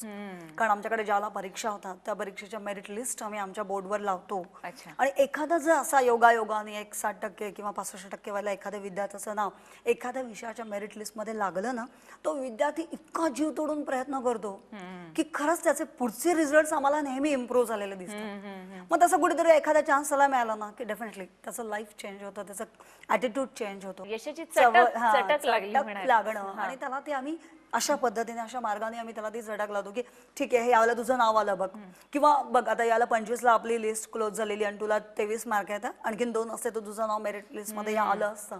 हे एवढं आमचं सांगणं म्हणजे तुमचं काम हे फक्त प्रवेशापुरतं मर्यादित नसतं, मुळीच तर पुढे सुद्धा जेव्हा विद्यार्थी प्रवेश घेतो आणि त्याचा परफॉर्मन्स तो द्यायला लागतो अगदी बरोबर तेव्हा सुद्धा तुम्ही त्याच्या संपर्कात राहता. अगदी. आणि असेच आता ह्या बाबतीत आपण बोललो की नापास होणारे विद्यार्थी किंवा अगदी जेमतेम काठावर पास होणारे विद्यार्थी त्यांच्यामध्ये प्रगती करण्यासाठी तुम्ही काय करता ते सांगितलं. तशीच आता मधले जे काही विद्यार्थी आहेत म्हणजे 60 पासून 85 पर्यंत झेप घेणारे त्यांच्या बाबतीतही अशाच पद्धतीचं काम तुम्ही करत असणार हे मला कल्पना आहे. पण मला एक सांगा की जे म्हणजे यश कसं असतं की सर नेहमी म्हणतात चाटे सर की अगदी खालच्या पातळीवर असणाऱ्या माणसाला मुलाला वर चढण्यासाठी खूप संधी असते, कारण प्रगती त्याची झालेली पटकन लक्षात येते. पण जो मुळातच हुशार आहे, जो मुळातच 85% मिळवतोय त्याला पुढे आणखीन प्रगती करणे फार अवघड गोष्ट आहे, कारण ते यश यशातलं यश असतं. तर ते यश मिळवण्यासाठी तुम्ही कसं प्रवृत्त करता? तो एक अनुभव खूप मजेशीर असतो. मी मजेशीर या अर्थाने मुद्दाम वापरते कारण आमच्याकडे ज्यावेळेला विद्यार्थ्यांना घेऊन पेरेंट्स जातात त्यांचं प्रोग्रेस कार्ड त्यांच्या हातामध्ये असतं आणि प्रोग्रेस कार्डवर मार्क्स असतात कुठे 80, 85, 90, 95 तर घेऊन येतात. आणि पहिल्यांदा त्यांचा ॲटिट्यूड असतो की खरं आम्हाला क्लासची तशी काही गरज नाही आहे, म्हणजे आम्ही इथे आलोत हे की याचे मित्र काही आहेत कारण तो मुळातच खूप हुशार आहे किंवा ती मुळात खूपच हुशार आहे आणि तिला क्लासची अशी फारशी गायडन्सची गरज नाही आहे. ती आणि क्लासला कुठलाही न जाता इतके मार्क्स मिळवते म्हणजे डेफिनेटली ती तिच्या टार्गेटपर्यंत पोहोचणार. पण तिला असं वाटायला नको भविष्यात की आपण तिथे गेलो नाही म्हणून आपण कुठेतरी कमी पडलो किंवा आपल्या आईवडिलांनी आपल्याला चाटेला घातलं असतं तर आपण आणखीन पुढे गेलो असं कुठलं तिच्या मनात यायला नको, त्याच्या मनात यायला नको म्हणून आम्ही इथपर्यंत आलो. हे असं त्यांचं ॲटिट्यूड बघितलं ना की पहिल्यांदा थोडंसं आम्हाला नाही म्हटलं तरी असं वाटतं की हा मजेशीर अनुभव हा असा अशा अर्थाने म्हणतोय ओव्हर कॉन्फिडन्स असतो. आणि त्याहीपेक्षा ज्याला ते पेरेंट्स आमच्या समोर सांगतात त्यावेळेला मी पहिल्यांदा ओके ठीक आहे खरंच आहे तुमचा पाल्य अतिशय हुशार आहे, एक्स्ट्रा ऑर्डिनरी आहे, त्याच्याशिवाय त्याचं प्रोग्रेस कार्ड इतकं चांगलं असणारच नाही. पण हा एवढा हुशार आहे तर एवढ्या हुशार विद्यार्थ्यांना ज्यावेळेला 3 आणि 4 चॅप्टर्सवर परीक्षा द्याव्या लागतात त्यावेळेला त्यांना काहीच अवघड नसतं. 4 चॅप्टरवर कधीही ते अगदी अभ्यास करतात आणि शाळेमध्ये जनरली माहिती असतं की हा विद्यार्थी आधी सुरुवातीपासून असतो, हा हुशार आहे, टॅलेंटेड आहे, तो त्या कॅटेगरीचा आणि हळूहळू नाही म्हटलं तरी इम्प्रेशन तयार झालेलं असतं आणि त्याचा परिणाम त्याच्या मार्कांवर कुठे ना कुठे होत जातो. की एखादा हुशार मुलगा आहे म्हणून त्यांनी एखादा मार्काचं चुकवलं तर त्याला तेवढा एक्सक्यूज दिलं जातं की जाऊ दे याच्याकडून यावेळेला चूक झाली आपण 1 मार्क देऊ. पण असं एक एक करत करत त्याचं पर्सेंटेज ज्यावेळेला 90 आणि 95च्या पलीकडे जातं त्यावेळेला मात्र आम्हाला खरंच लक्षात येतं की किती यांचं म्हणजे थोडंसं दुर्लक्ष, थोडासा हलगर्जीपणा झाला हा. तर त्या विद्यार्थ्याला कुठल्या कॅटेगरी म्हणजे आज तो मुलगा कॉन्फिडंट होता तो ओव्हर कॉन्फिडंट झाला, हा जो फरक पडला तो आम्हाला त्यांच्या मनातून पहिल्यांदा काढायचा असतो. आम्ही त्यांना पहिल्यांदा समजावून सांगतो की तुमचा मुलगा मुलगी तुमची अतिशय हुशार आहे, आम्हाला मंजूर आहे, आम्ही मान्य करतो. पण ज्याला 4-4, 5-5 चॅप्टर्सवर फक्त अभ्यास करून ज्याला हे विद्यार्थी देतात त्यावेळेला त्यांना आपली संपूर्ण तयारी कुठपर्यंत झालेली याचा अंदाज येत नाही. पण ज्या वेळेला त्यांना बोर्ड एक्झामला सामोरं जाताना अगदी पहिला शिकलेला धडा पहिल्या टॉपिक पासून तर शेवटच्या टॉपिक पर्यंत प्रत्येक गोष्ट ज्याला रिवाइज करायची असते त्यावेळेला हे सगळे जे मधले बारीक बारीक गोष्टी असतात ना किंवा ज्याला आपण ऑब्जेक्टिव्ह टाइप क्वेश्चन्स म्हणतो की कुठली तरी एखादी मधली फिल इन द ब्लँक, कुठेतरी एखादी मॅच द पेअरसाठी येणार एखादा शब्द, या सगळ्या गोष्टी त्यांना कळत नाहीत, लक्षात राहत नाहीत आणि थोडंसं दुर्लक्षही करतात. पण ज्या वेळेला अगदी बारीक ऑब्जेक्टिव्ह प्रश्न असतात, ग्रामरचे व्याकरणाचे काही प्रश्न असतात, इथे बारीक बारीक चुका हे मुलं करतात. बरोबर. मग त्यावेळेला त्यांना आम्हाला हे सगळं दाखवावं लागतं की आहे हे विद्यार्थी 4 चॅप्टर्सवर अभ्यास करून 95% जातात. जर हे विद्यार्थी सगळ्या सिलेबसचा अभ्यास करून 85% आले तर आम्ही समजू की खरंच हा गुणवत्ता यादीमध्ये येण्यासाठी कॅपेबल आहे. बरं. थोडंसं बालकांना ते अपमान झाल्यासारखं वाटतंही. मी त्यांना म्हणते की तुम्ही 10% मागे जा आहे या पोझिशनला. 8वी 9वीचं सिलेबस आणि 10वीचं सिलेबस, तो पॅटर्न, उत्तरे लिहिण्याची पद्धत, तुमचं प्रेझेंटेशन, सगळ्या गोष्टीचा त्या पेपर चेक होत असताना विचार केला जातो. आणि ज्या वेळेला तुमचा पाल्य त्या कसोटीला पूर्णपणे उतरतो, सगळ्या गोष्टींमध्ये तो उतरतो, त्याच वेळेला तो एक मेरिट रँकर म्हणून समोर येऊ शकतो. बरोबर. मग त्याच्या बारीक बारीक चुका त्यांना दाखवाव्या लागतात. मग त्यांना हळूहळू पडायला लागतं की आपलं खरंच काहीतरी चूक होत जमिनीवर येतात ते थोडक्यात. जमिनीवर आले थोडेसे, तरी मग त्यांना मध्येच करायचं असतं की याच्यासाठी हो तो हुशार आहे, आम्हाला मान्य आहे. पण त्यांनी जर सगळ्या परीक्षा दिल्या, सगळ्या पेपर्सवर त्यांनी व्यवस्थित आपला परफॉर्मन्स दाखवला, आम्ही ज्या सूचना वारंवार देतो, वेळोवेळी देतो, त्या सूचनांचं जर त्यांनी योग्य तऱ्हेने पालन केलं तर हा अगदी निश्चितपणे त्याच्या टार्गेटपर्यंत जाऊन पोहोचतो.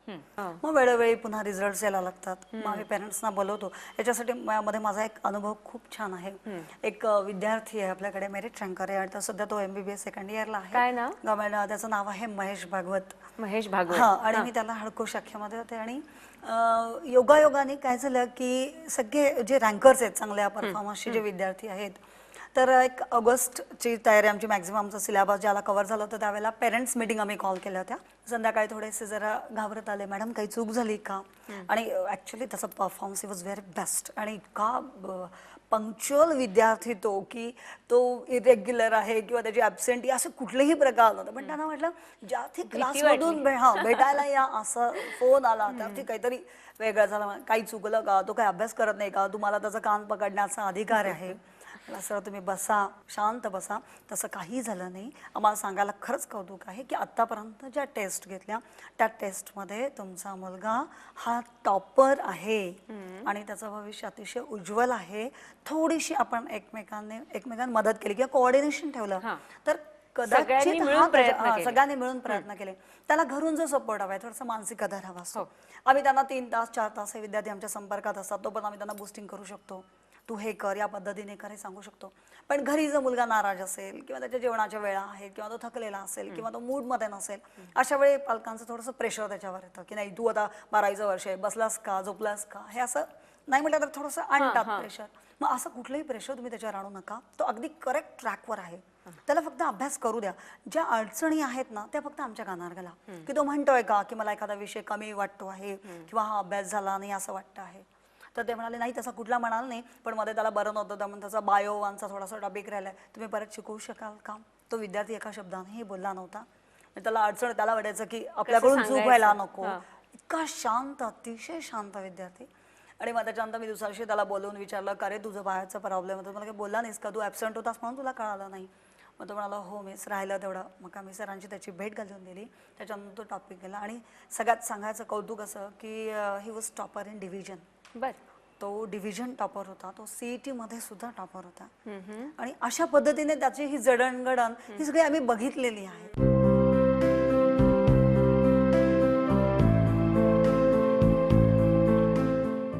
विद्यार्थ्यांचे हित हा केंद्रबिंदू मानून चाटे कोचिंग क्लासेसने स्वतःची अशी एक आदर्श कार्यपद्धती निश्चित केली आहे.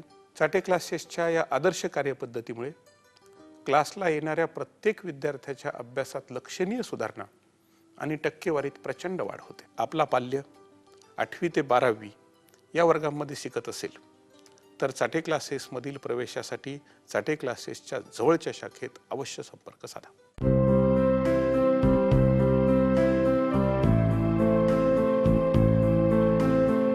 थोडक्यात म्हणजे या मुलांचा संपर्क तुमच्याशी जास्ती असतो. पण हे जे सगळे विद्यार्थी आहेत, पालक आहेत, ते तुमच्याशी पहिल्या दिवसापासून शेवटच्या दिवसापर्यंत संपर्कात असतात, प्रत्येक कारणात संपर्कात असतात. आणि मला असं वाटतं की जगातली कुठलीही स्पर्धा परीक्षा असो किंवा कुठलीही अडचण असो, ती जर पार करून जायची असेल तर त्याच्यासाठी मुळात मानसिक तयारी जी करून घ्यायची असते, मानसिक तयारी असणं फार महत्त्वाचं असतं. ती तयारी तुम्ही करून घेत असता आणि हे तुमचं मूळ कार्य आहे असं मला वाटतं. अगदी बरोबर आहे. कारण सुरुवातीपासून ज्यावेळेला विद्यार्थी प्रवेश घेतो त्यावेळेला ते बॅकग्राऊंड काय असतं किंवा त्यांच्या पालकांच्या त्याच्याकडून काय अपेक्षा होत्या, कुठल्या परिस्थितीमध्ये तो आमच्यापर्यंत आलाय, मग त्याचा ॲव्हरेज होता परफॉर्मन्स की तो खराच चांगला पर्सेंटेजचा विद्यार्थी होता, खरंच कॅलिबरचा होता का, हे असं सगळं आम्हाला अगदी सुरुवातीपासून माहिती असं म्हणजे त्याचा रेकॉर्ड जसं आम्ही मेंटेन करत होतो. मला त्याच्यात एक अनुभव सांगा असं वाटतं. खरं तर त्या विद्यार्थ्याचं नाव सांगणं संयुक्तिक ठरणार नाही कारण त्याला कदाचित ते आवडणार नाही, पण नाही, आजही नाव तो न विद्यार्थी घेता आपण बोलूया. तर काय व्हायचं की तो खरंच खूप हार्ड वर्किंग स्टुडंट. आता त्याची सध्या बहीणही आहे म्हणजे त्याला ते अंदाजही आहे. तीही मेरिट रँकर आहे सध्याची, पण अतिशय हार्डवर्किंग स्टुडंट आहे आणि सुरुवातीपासून म्हणजे कॉन्फिडंट तो होताच. पण त्याला एक गोष्ट अशी वाटायची की आपले आईवडील आपल्याला अननेसेसरली खूप प्रेशर देतात. तर तो सारखा आला ना की सांगायचा की मी म्हटलं ना का रे आज उशीर का झाला, मिस होमवर्क नाही किया था, काय झालं होमवर्क का नाही केलास, मग तुला माहिती आहे ना इथे तुला शिक्षा होते पनिशमेंट होते. तर मग सांगायचं की मला मम्मीचा सुद्धा होमवर्क एक पूर्ण करायला लागतो, रोज मला तिला एक काही लिहून दाखवावं लागतं कारण माझं हँडरायटिंग खराब आहे. मग मी एक दिवस त्याच्या पेरेंट्सना कॉल केलं आणि त्यांना सांगितलं की हा कसा अभ्यास करतो, म्हणजे तुम्ही काय केलं असं नाही सांगितलं, हा अभ्यास कसा करतो, त्याला अभ्यासाला वेळच नाही आहे, खरं तर एक पान रोज लिहायला पाहिजे ना. म्हटलं हो लिहायला तर पाहिजेच आहे कारण त्याचं हँडरायटिंग थोडंसं खराब आहे आणि तेवढ्याचा त्याच्यावर परिणाम व्हायला नको. तर ते म्हणा हो ना मी रोज त्याला एक पान लिहायला सांगते आणि तो रोज टाळाटाळ करतो. म्हणतो आज शाळेचा होमवर्क आहे, मग म्हणतो क्लासचा होमवर्क आहे. म्हटलं बरोबर आहे कारण तुमचा होमवर्क केला नाही म्हणजे तुम्ही पनिशमेंट करत असाल त्याला घरी किंवा रागवत असाल तर मग शाळेचा होमवर्क झाला नाही तर टीचर पनिशमेंट करणार, आमचा झाला नाही तर मग आम्ही पनिशमेंट करणार. मग याच्यातून काहीतरी सुवर्णमध्ये काढायचा, त्याला प्रेशराईज करण्यापेक्षा आपण त्याला सोल्युशन देऊया. मग मी त्याला सांगितलं की ठीक आहे तू असं करायचं की रोज मध्ये एक 5-7 मिनिटं जो वेळ मिळतो मला याच्यामध्ये गॅपमध्ये, तर तू त्याच्यामध्ये एक पेज लिहिण्याची गरज नाही, एक पॅरेग्राफ लिह. तो आईचा होमवर्क तुझा वेगळा, आईला वाटतं ना होमवर्क करावा, नंतर अर्थात त्यांनी ते कॅन्सल केलं म्हणजे टाळलं सुद्धा. पण मग हळूहळू मग आम्ही त्याला म्हणतो की जे होमवर्क करतो ना तेच त्याचं लिखाण तुम्ही समजत जा आणि रोज ते चेक करत जा. पण एकदम सांगता नाही आलं की तुम्ही काही सांगू नका. मग आम्ही असं असं हळूहळू त्यांची पण ती मानसिकता बदलली.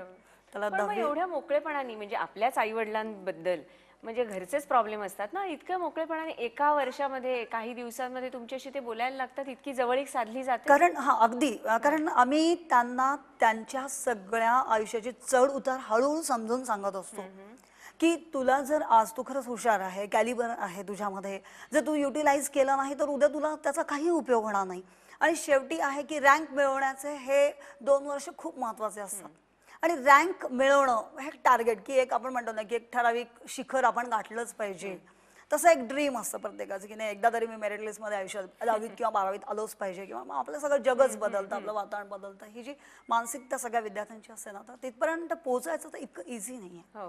मग त्याच्यासाठी तुला काही ना काही तर कॉम्प्रोमाइज केलं पाहिजे. मग तू आई वडिलांना कधी दोष देतो, कधी टीचर्सना देतो, कधी यांना देतो, स्वतःकडे दोष घेतोस का? माझा आहे तो वेळ मी असा युटिलाइज करू शकलो तर मग मी माझ्या टार्गेटपर्यंत पोहोचू शकतो असं का नाही विचार करत की खरंच माझं हँडरायटिंग खराब आहे. मग मी 10 वाजता न झोपता 10:30 वाजता झोपलो, 10:30 वाजता न झोपलो, आम्ही 11 वाजता झोपलो, अर्धा तास मला त्याच्यासाठी देता आला, हा विचार का नाही करत? मग ज्यावेळेला आम्ही अशा त्यांना सतत म्हणजे प्रोत्साहन सतत त्याच्या मीटिंग्समध्ये सांगत सोल्युशन देत असतो तर त्यांना पटत जातं की हे आपल्याला न रागवता सोल्युशन देतात आणि मग त्याच्यामध्ये त्याची जवळीक निर्माण होते की खरंच आहे. पण ह्याच्यासाठी प्रचंड पेशन्सची गरज असेल. अतिशय खूप पेशन्स म्हणजे शेवटी तुम्ही देखील एक माणूस आहात, देव नाही आहात. खूप त्यामुळे सततच प्रॉब्लेम समोर येत राहिले तर तुमच्यावर सुद्धा एक प्रेशर येतच आणि अशा वेळी येतं की ज्या वेळेला खूप होप्स असलेले पेरेंट्स आपल्या पाल्यांकडून खूप अपेक्षा ठेवून असलेले पेरेंट्स आमच्या समोर येतात आणि ते कार्ड समोर ठेवतात आणि हे बा तुमच्याकडे ज्याला विद्यार्थी आमचा आला त्याला 90% होता आणि आता 80% मिळालेले आहेत, तर हे तुमच्यामुळे झालं, आम्ही तुमच्याकडे घातलं आणि म्हणून त्याचा मार्क्स कमी आले नाही. तर तो क्लासला जात नव्हता आणि तरी त्याला 95% मार्क्स मिळत होते. त्यावेळेला आम्ही विद्यार्थी, पालक, टीचर्स आणि ॲडमिनिस्ट्रेशनचे एक व्यक्ती, काउन्सिलर, आम्ही हे सगळे एकत्र बसतो आणि मग टीचर्स त्या विद्यार्थ्याचे सगळे ड्रॉबॅक्स त्याला समजून सांगतात. तू आकृत्या काढताना चुकतोस, लेबलिंग करतोस का नाही केलंस, या एक एक बारीक बारीक गोष्टी अगदी छोट्यातल्या छोट्या, तुला गाळलेल्या जागा सुद्धा व्यवस्थित अंडरलाईन करता आल्या नाहीत, तू प्रश्नांना नंबर दिले नाहीस म्हणून तुझे मार्क्स जातात, एवढ्या बारीक बारीक गोष्टी ज्यावेळेला आम्ही पेरेंट्सच्या समोर टीचर्सच्या माध्यमातून ज्याला ठेवतो. कारण टीचर्सना वर्गातलं त्याचं बिहेवियर, त्याचा सगळा परफॉर्मन्स अगदी खडानखडा माहिती असतो. कारण तो विद्यार्थी त्यांच्या समोर पूर्ण तासभर, आमचा एक क्लॉक आवर पिरियड असतो, तासभर संपूर्ण तो विद्यार्थी त्यांच्या जवळ असतो, त्यांच्या समोर असतो. त्यामुळे त्याच्यातले सगळे बारकावे यांचे अगदी पाठ झालेले असतात.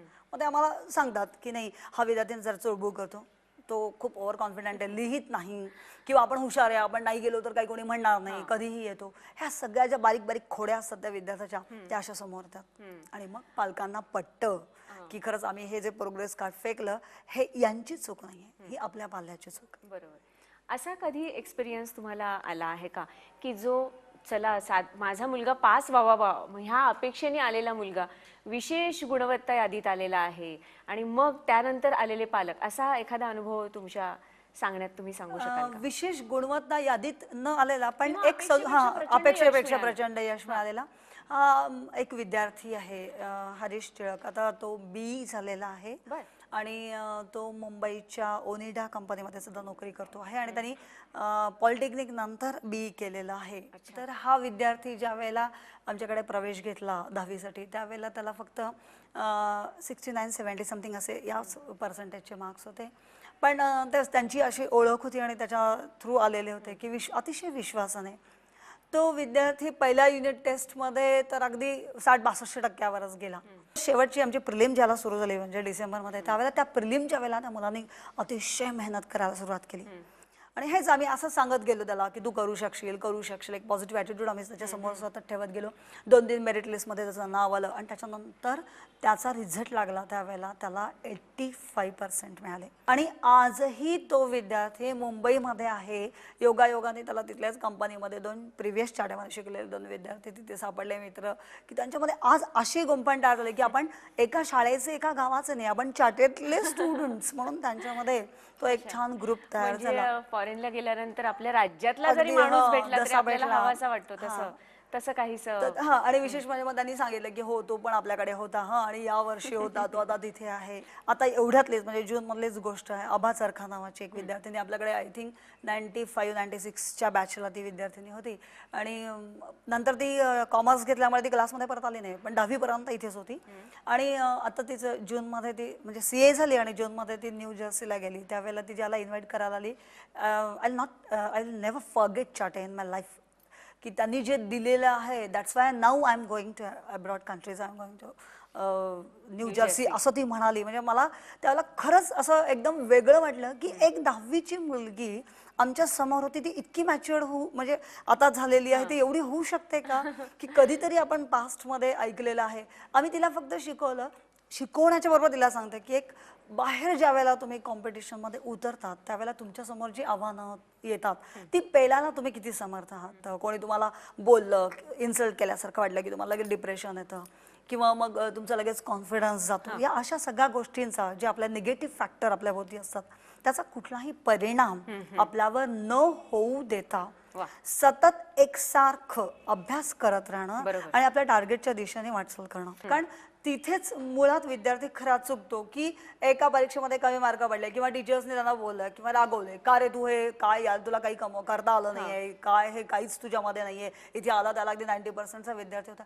कधीतरी एखादा टीचर चुकून बोलू शकतो नाही कारण शेवटी काय आहे की माणूस आहे आणि दुसरी गोष्ट की एवढं तळमळीने शिकवून सुद्धा जर विद्यार्थ्यावर काही परिणाम होत नसेल तर ते चिडणं साहजिक आहे की झाले यांचे लगेच आम्ही एवढं आहोत म्हणजे रागवणं लक्षात राहतं. रागवण्यामागचा उद्देश त्यांच्या लक्षात येत नाही. तो उद्देश सांगण्याचं काम तुमचं आहे. मग त्याला सांगतो की हो खरंच आहे मग आता मी हा पिरियड नाही केला कारण माझं असं झालं हे नाही केलं. आम्ही त्याला सांगतो की चुका झाल्यात ना तर तुम्ही ऍक्सेप्ट करा. दुसऱ्या दिवशी तुम्ही आणखं चांगलं करून दाखवा. मग तुमचेच टीचर्स तुमचं किती कौतुक करतात ते तुम्ही बघा. आणि हा विद्यार्थी अनुभव घेतात आणि ते अनुभव चांगला आल्याचंही आमच्या वेळोवेळी कानावर घालतात. म्हणजे मला तेच विचारायचं होतं की गुणवत्ता यादीत आल्यानंतर किंवा अपेक्षेपेक्षा जास्त यश मिळाल्यानंतर ते विद्यार्थी तुमच्याकडे कसे पटकन दिशी येतात आणि कशी रिॲक्शन देतात, प्रतिक्रिया देतात? तेच ते थोडेसे एक्साइट झाले असते. काही विद्यार्थ्यांच्या डोक्यामध्ये हवा जाते नाही असं नाही कारण सगळे एकसारखे नसतात. जसे आपण हाताची 5 बोटं म्हणतो तसे ते असतात. सगळेच जण येत नाहीत. काही जणांना वाटतं नाही अरे आम्ही खूपच केलं कारण आम्हाला तर काय मिळणारच होतं. काही पेरेंट्स म्हणतात आम्हाला माहितीच होतं मेरिटमध्ये येणारच आहे. पण काही विद्यार्थी मात्र एक मार्ग यांनी दाखवला आहे. आपण त्या कॅलिबर पर्यंत कदाचित पोहोचलो नसतं जर यांनी आम्हाला मदत केली नसती. तर हे आम्हाला तिथपर्यंत घेऊन जातात. म्हणजे आपल्या यशामध्ये यांचा वाटा आहे हे मान्य करतात. तर ते विद्यार्थी मात्र किती वर्षानुवर्ष म्हणजे झाले आता मी 12 वर्षापासून बघते की कितीतरी विद्यार्थी आज बाहेर सेट झालेले आहेत. ते येतात इथे मुद्दाम भेटतात. ते वेळ काढून येतात. कोण कोण आहे इथेच आहेत का किती छान वाटतं आम्हाला किती सुंदर सिस्टीम होते आम्ही इथल्या विद्यार्थ्यांशी बोलू शकू का इथपर्यंत सुद्धा विचार आता म्हणजे आम्ही त्यांना सांगू का आम्ही त्यांच्याशी बोलू का असाही प्रश्न विचारतात. त्यावेळेला एक आम्हाला वाटतं की आम्ही त्यांच्याशी जी जवळीक निर्माण केलेली आहे ती इथे उपयोगी पडलेली आहे. चाटे क्लासेसची म्हणजे काम करणारी व्यक्ती म्हणून, तिथे काम करणारी व्यक्ती म्हणून तुमचा चाटे क्लासेसचा काय अनुभव आहे? खूप चांगला आहे. कारण आता मी 12 वर्ष इथे आहे, ही त्याची पहिली पावती आहे. दुसरं म्हणजे आम्ही ज्या पद्धतीने कामं करतो किंवा पेरेंट्सना बोलवणं, त्यांच्या मीटिंग घेणं किंवा त्यांना सतत सांगणं, इथे मध्ये आमच्यावर कुठलंही प्रेशर नाही आहे की तुम्ही या पेरेंट्सना असे का बोलतात किंवा हे आमच्या खूप जवळचे आहेत किंवा हे हुशार पेरेंट्सचे आई वडील आहेत, तुम्ही यांच्याशी असे का बोललात किंवा त्यांना का सांगितलं किंवा त्यांना पेरेंट्सना व्हिजिट करताना तुम्ही आम्हाला का बोलवलं नाही किंवा सांगितलं का नाही. त्यामुळे तिथे आमच्यावर कुठल्याही वर्किंग बाबतीत आम्ही येणं आणि योग्य काम करणं ही अपेक्षा आमच्याकडून निश्चितपणे असते. आहे. तेवढा एक ऍडमिनिस्ट्रेटिव्ह जो आपण म्हणतो वाचत किंवा जे शिस्तीचा शिस्त भाग आहे. असतो, शिस्तीचा भाग, एक ती सोडली तर आमच्या कामामध्ये एक ढवळाढवळ नाही. कुठलीही पद्धतीची, कारण एक त्यांचा आमच्यावरचा हा विश्वास म्हणा किंवा आम्ही खरंच प्रामाणिकपणे आमचे प्रयत्न करतो, हा एक भाग म्हणा. पण विद्यार्थ्यांच्या मध्ये आम्हाला एवढ्या हजारो पेरेंट्स आणि विद्यार्थ्यांच्या समोर हे लोक आणतात किंवा तेवढ्या विश्वासाने आम्हाला त्यांच्या समोर ठेवतात, त्यावेळेला त्यांनी काहीतरी ओळखून आम्हाला तिथे ठेवलेलं आहे किंवा आमच्या समोर तिथे नेमणूक केलेली, हा पहिला मुद्दा. आणि दुसरं म्हणजे आम्ही ज्या पद्धतीने वर्किंग करत असतो त्याचा फक्त ते मागोवा घेतात. त्यांच्याशी भेटी झाल्यात का, हुशार विद्यार्थी आहेत त्या पेरेंट्सना तुम्ही इंटिमेट केलेलं आहे का, त्यांच्या मीटिंग घेतलेल्या आहेत का, त्यांचा कार्यपद्धतीतला परफॉर्मन्स तुमचा जो भाग आहे, त्यांचा परफॉर्मन्स तो कसा होतोय की आहे, नाही?